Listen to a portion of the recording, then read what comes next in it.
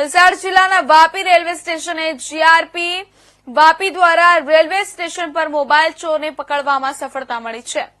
ઝડપી અને અસરકારક કાર્યવાહી દરમિયાન એક મોબાઈલ ચોર ઝડપી પાડ્યો।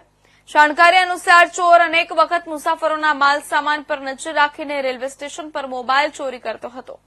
તંત્રને મળી રહેલી માહિતી પર આધારિત તાત્કાલિક રેડ દરમિયાન ચોરને કબજે કરવામાં આવ્યો।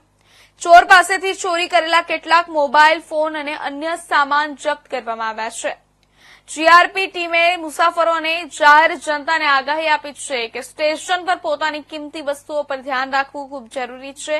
પોલીસનું કહેવું છે કે ઝડપાયેલા આરોપી વિરુદ્ધ કાયદેસર કાર્યવાહી હાથ ધરાઈ રહી છે અને સ્ટેશન પર સુરક્ષા વધારવા માટે તંત્ર વિશેષ બંદોબસ્ત રાખશે।